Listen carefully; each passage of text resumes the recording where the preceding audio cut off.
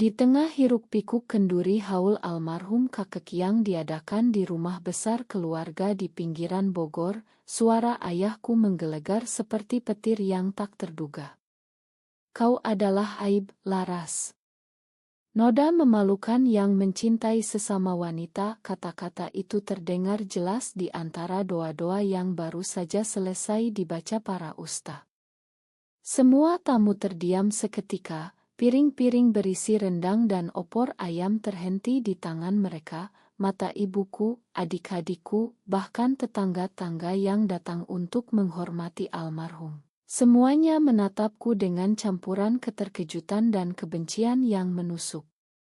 Aku berdiri di sana, tangan gemetar memegang gelas air putih, hati rasanya hancur berkeping-keping seperti kaca yang diinjak. Bagaimana bisa ayah, orang yang dulu selalu membelaku saat aku kecil, kini memanggilku dengan kata-kata yang begitu kejam di depan semua orang. Aku tahu rahasiaku akan terbongkar suatu hari, tapi tidak pernah kusangka di momen sakral seperti ini, di tengah selimut doa dan ingatan tentang leluhur. Ibu langsung menangis terseduh, tangannya menutup mulut seolah kata-kata ayah adalah kutukan yang tak bisa ditarik kembali. Hadi, cukup. Ini rumah Allah, bukan tempat menghakimi, bisiknya pelan, tapi suaranya tenggelam dalam bisik-bisik tamu yang mulai menyebar seperti api di rumput kering. Adik laki-lakiku, Budi, berdiri dengan wajah merah padam. Kak Laras, apa benar? Kau mempermalukan kami semua, katanya dengan suara yang bergetar antara marah dan kecewa. Aku tidak bisa menjawab. Kaki terasa lumpuh. Yang bisa kulakukan hanyalah meletakkan gelas itu di meja dan berjalan keluar rumah, melewati kerumunan saudara yang kini memandangku seperti orang asing. Udara sore Bogor terasa dingin di kulitku meski cuaca panas. Di parkiran, aku menelepon Sari, suaraku pecah saat bicara, aku pulang sekarang. Ayah tahu semuanya. Sari menungguku di apartemen kecil kami di kawasan Sudirman, Jakarta. Begitu pintu terbuka, dia langsung memelukku tanpa bertanya apa-apa. Bau parum anila yang selalu dia pakai menenangkan sedikit gejolak di dadaku. Ceritakan pelan-pelan, katanya lembut sambil menuntunku duduk di sofa. Malam itu aku menceritakan semuanya, dari bagaimana rahasiaku terbongkar saat sepupu melihat chat kami di ponsel yang ketinggalan di rumah saat kunjungan bulan lalu. Sari mendengarkan dengan mata yang basah, tangannya tak lepas dari tanganku. Kita sudah siap menghadapi ini, Laras. Cinta kita bukan dosa di mata Tuhan yang Maha Pengasih. Kata-katanya manis, tapi aku tahu di luar sana, masyarakat kami tidak sebaik itu. Di Indonesia, di mana masjid dan gereja berdiri berdampingan tapi hati banyak orang masih tertutup, cinta sesama wanita seperti kami dianggap aib yang tak termakan. Keesokan harinya, telepon dari ibu datang. Pulanglah, nak. Ayah masih marah, tapi kita bisa bicara baik-baik. Aku menolak. Sudah 3 tahun aku hidup bersama Sari, membangun hidup kami sendiri setelah lulus kuliah dan aku naik jabatan sebagai manajer keuangan di perusahaan multinasional. Sari, gurus yang sabar, selalu menjadi tempatku pulang. Tapi malam itu saat aku sholat Isya sendirian di kamar, ayat-ayat Al-Quran yang dulu kuhal terasa berat. Apakah aku benar-benar telah melanggar perintah Allah? Atau justru ayah yang salah karena menghakimi anaknya sendiri? Pertanyaan itu terus bergema di kepalaku sampai pagi. Beberapa hari kemudian, berita menyebar di keluarga besar. Sepupu-sepupu menelepon, ada yang menghina, ada yang kasihan. Kamu harus bertobat, Laras. Ini ujian, kata bibi yang paling taat. Aku merasa seperti terjebak di antara dua dunia, dunia modern tempat aku bekerja dan dicintai Sari, dan dunia tradisi tempat ayah dan ibu dibesarkan dengan nilai-nilai yang tak tergoyahkan. Sari melihat kegelisahanku. Kita tidak perlu membuktikan apa-apa pada siapapun, katanya sambil memasak nasi goreng spesial kami. Tapi aku tahu, luka ini tidak akan sembuh begitu saja. Kenduri itu bukan akhir, melainkan awal dari badai yang lebih besar. Bulan-bulan berikutnya terasa seperti hidup dalam kabut tebal. Di kantor, aku tetap profesional, tapi di dalam hati, setiap rapat terasa hampa. Rekan kerja yang tahu cerita keluargaku mulai menjaga jarak, meski tak ada yang berani bicara langsung. Indonesia memang begitu, orang lebih suka bergosip daripada menghadapi langsung. Sari, dengan pekerjaannya mengajar anak-anak di sekolah swasta, menjadi satu-satunya cahaya. Setiap malam dia pulang membawa cerita lucu tentang murid-muridnya, berusaha membuatku tertawa. Lihat, Laras, anak-anak ini tidak peduli siapa yang kita cintai, asal kita baik, katanya sambil memelukku dari belakang. Pelukannya hangat, tapi tidak bisa menghapus bayangan wajah ayah di kenduri itu. Aku sering mengingat masa kecil, saat ayah mengajarkanku naik sepeda di halaman rumah Bogor. Kamu harus kuat, Laras. Perempuan modern tetap hormat pada adat, katanya dulu. Siapa sangka kekuatan yang dia ajarkan justru membuatku berani hidup sesuai hati. Pertemuan pertama kami dengan Sari di kampus dulu terasa seperti mimpi. Dia mahasiswa pendidikan, aku ekonomi. Kami berteman biasa dulu, tapi suatu malam hujan deras di kosan, saat kami berbagi payung pulang dari perpustakaan, semuanya berubah. Cinta itu datang pelan, tanpa paksaan, seperti air yang mengalir. Kami tidak pernah bermaksud melukai siapapun. Tapi di mata keluarga, itu adalah pengkhianatan terbesar. Suatu sore, ibu datang ke apartemen tanpa pemberitahuan.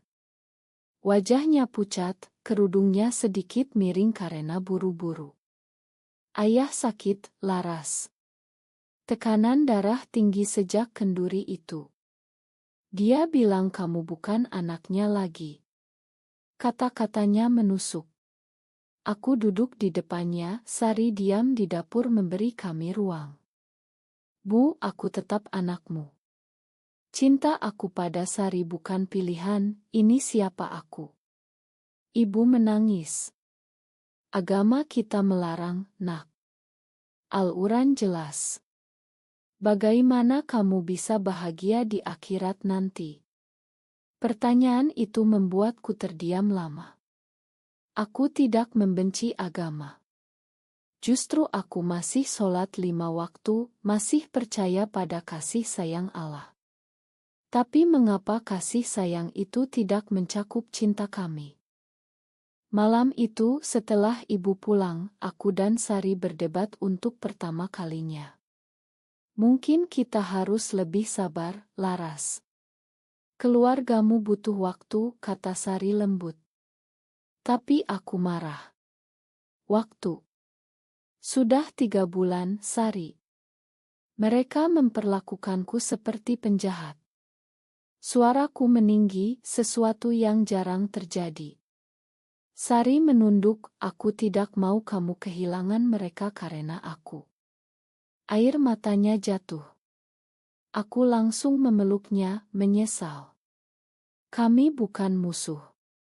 Kami korban dari nilai-nilai yang saling bertabrakan.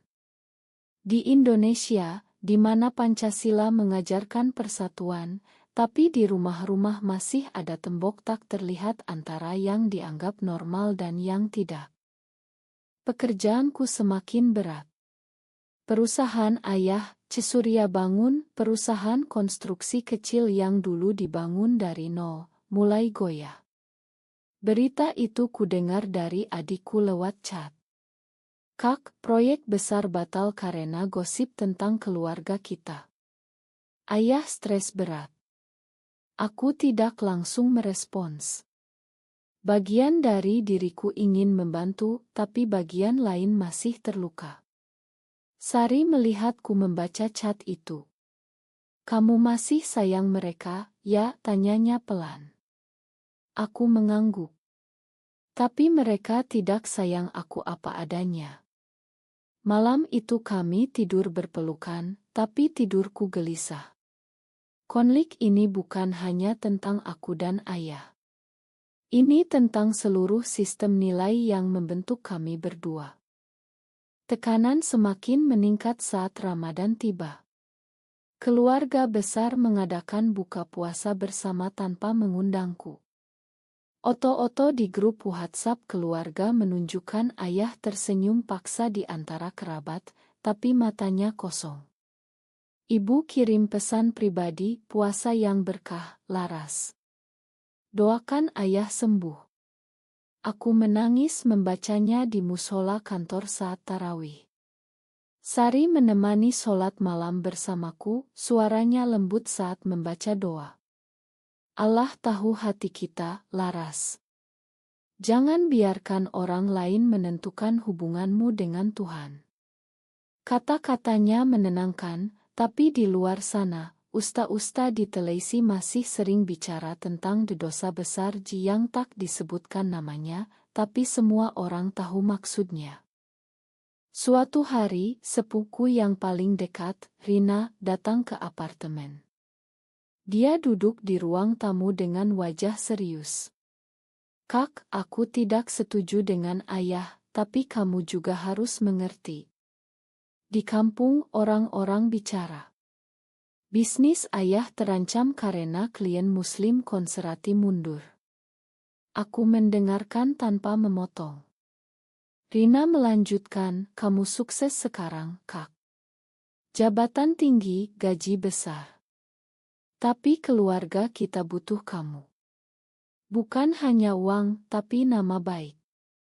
Sari diam di sampingku, tangannya memegang tanganku erat. Kami tidak meminta restu untuk menikah secara resmi, karena tahu hukum di Indonesia belum mengizinkan. Kami hanya ingin hidup damai, jawabku pelan. Rina menghela napas. Ayah bilang kalau kamu tidak berubah, dia tidak akan mengakui kamu lagi. Tapi aku tahu dia masih sayang. Debat malam itu panjang. Aku dan Sari membahas apakah kami salah. Mungkin aku egois, kataku. Sari menggeleng. Kamu berani menjadi diri sendiri. Itu bukan ego, itu keberanian. Tapi di dalam hati, aku bertanya-tanya, apakah mempertahankan cinta ini sepadan dengan kehilangan keluarga? Di Indonesia, keluarga adalah segalanya. Tradisi Jawa yang kami pegang teguh mengajarkan hormat pada orang tua. Tapi bagaimana kalau hormat itu mengharuskan aku membunuh bagian dari diriku?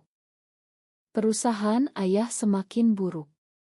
Berita di koran lokal menyebut proyek jembatan di Bogor tertunda karena masalah keuangan. Ayah yang dulu bangga dengan perusahaan warisan itu kini terlihat rapuh di oto-oto yang adik kirim. Aku merasa bersalah, meski aku tahu bukan salahku sepenuhnya. Sari melihatku gelisah. Kamu boleh membantu tanpa harus kembali ke rumah, katanya. Tapi aku ragu. Setiap kali sholat, aku berdoa untuk petunjuk. Jawabannya belum datang. Suatu pagi di bulan berikutnya, telepon dari adikku berdering lebih awal dari biasanya. Kak, perusahaan ayah hampir bangkrut. Ada investor yang mau masuk, tapi butuh tanda tanganmu sebagai pemegang saham kecil dari warisan kakek. Tanpa itu, semuanya habis. Suaraku hilang sejenak. Aku ingat dokumen warisan itu, kakek memang memberiku bagian kecil karena aku cucu perempuan pertama. Ayah dulu bilang itu untuk masa depanku. Kini, ironisnya, bagian itu menjadi kunci penyelamatan. Aku akan pikirkan, jawabku singkat. Malam itu, aku dan Sari duduk di balkon apartemen, memandang lampu-lampu Jakarta yang berkelap-kelip. Apa kamu akan bantu? Tanya Sari. Aku tidak tahu. Membantu berarti membuka luka lama. Dia mengangguk, memahami. Kami berdua tahu, ayah bukan orang jahat. Dia dibesarkan di era di mana homoseksualitas dianggap penyakit, di mana agama adalah pedoman mutlak. Baginya, aku adalah ancaman bagi surga keluarga. Tapi bagiku, menyangkal Sari berarti menyangkal Tuhan yang memberiku hati ini. Diskusi dengan teman kantor yang netral membuatku semakin bingung. Laras, keluarga adalah prioritas di negara kita, kata bosku yang muslim tapi moderat. Tapi identitasmu juga hakmu. Tidak ada jawaban hitam putih. Itulah yang membuat semuanya berat. Beberapa malam kemudian, ibu menelepon lagi. Ayah sudah di rumah sakit, Laras. Dia tidak mau makan. Tolong, nak. Air mataku jatuh. Sari memelukku dari samping. Kamu harus pergi, tapi jangan sendiri. Aku ikut kalau kamu mau. Aku menggeleng. Ini urusanku dengan ayah. Persiapan mental berlangsung berhari-hari. Aku membaca ulang catatan lama, oto-oto keluarga, bahkan surat-surat ayah dulu yang penuh kasih. Semua itu bertabrakan dengan kenangan kenduri. Di kantor, aku menandatangani dokumen-dokumen rutin dengan tangan gemetar. Sari memasak makanan favoritku setiap malam, berusaha menjaga keseimbangan. Apapun keputusanmu, aku di sini, katanya selalu. Cinta kami adalah pelabuhan aman di tengah badai ini. Tapi badai itu kini mendekat ke pintu apartemen kami. Pagi itu, bel apartemen berbunyi pelan. Saat aku membuka pintu, ayah berdiri di sana, tubuhnya lebih kurus dari terakhir kulihat, baju koko putihnya kusut. Di belakangnya, sopir keluarga menunggu di mobil. Laras, suaranya serak, aku butuh tanda tanganmu. Perusahaan akan tutup kalau tidak ada investor baru. Dokumennya ada di tanganku. Matanya tidak berani menatapku langsung. Sari muncul di belakangku, tangannya menyentuh punggungku pelan, memberi kekuatan. Ayah melihat Sari sekilas, wajahnya mengeras sebentar tapi tidak berkata apa-apa. Kami duduk di ruang tamu yang sederhana. Ayah meletakkan map dokumen di meja. Ini hanya tanda tangan. Tidak ada syarat lain, katanya pelan. Tapi aku tahu ada syarat tak tertulis. Ayah, kenapa baru sekarang? Tanyaku, suaraku lebih tenang dari yang kuduga. Dia menghela napas panjang. Karena aku salah. Bukan karena perusahaan, tapi karena aku kehilangan anakku. Kata-kata itu seperti angin segar sekaligus pisau. Sari diam, memberi kami ruang, tapi aku merasakan kehadirannya seperti perisai. Debat pun dimulai.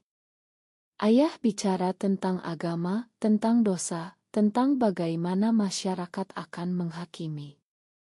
Aku takut kamu tidak masuk surga, Laras. Itu yang membuatku marah dikenduri. Aku menjawab dengan suara bergetar, tapi ayah, Allah yang menciptakan aku begini. Kasih sayang yang ayah ajarkan dulu, kenapa tidak berlaku untuk anakmu sendiri? Sari sesekali menambahkan, Kami tidak meminta restu untuk mengubah siapapun. Kami hanya ingin hidup. Ayah tidak langsung setuju, tapi dia tidak marah lagi. Dia hanya menunduk, tangannya gemetar memegang tasbih. Akhirnya aku mengambil pena. Tapi sebelum menandatangani, aku bilang, ini bukan karena aku menyerah. Ini karena aku masih anak ayah. Pena bergerak di kertas. Ayah menangis pelan, pertama kalinya kulihat. Sari memegang tanganku erat. Momen itu bukan kemenangan, tapi awal dari perdamaian yang rapuh. Bulan-bulan setelahnya, hubungan kami perlahan membaik, tapi tidak pernah sama lagi. Ayah mulai mengirim pesan sederhana, semoga sehat. Ibu datang berkunjung sesekali, membawa kue buatannya untuk Sari. Mereka belum memanggil Sari menantu, tapi setidaknya tidak lagi menghindar. Perusahaan ayah selamat, proyek baru berjalan. Tapi aku kehilangan sebagian diriku yang dulu, kepercayaan penuh pada keluarga besar. Di dalam hati, aku belajar bahwa hidup bukan tentang menang atau kalah, tapi tentang bertanggung jawab atas pilihan. Aku memilih Sari, memilih mencintai tanpa penyesalan, tapi aku juga bertanggung jawab atas luka yang kutimbulkan pada ayah. Sari dan aku masih sholat bersama, masih berdoa untuk petunjuk. Cinta kami tetap indah, tetap murni. Di apartemen ini, kami membangun rumah kecil kami sendiri di tengah Jakarta yang sibuk. Kadang aku bertanya-tanya, apakah keputusan ayah memanggilku Aib itu benar demi melindungi keluarga, atau justru aku yang benar mempertahankan identitas. Tidak ada jawaban mutlak. Yang ada hanyalah penerimaan bahwa kita semua manusia yang mencoba yang terbaik di dunia yang penuh aturan tak tertulis. Apakah aku salah karena memilih hati nuraniku meski harus kehilangan sebagian keluarga, atau ayah benar mempertahankan keyakinan agama dan tradisi meski menyakiti anaknya sendiri?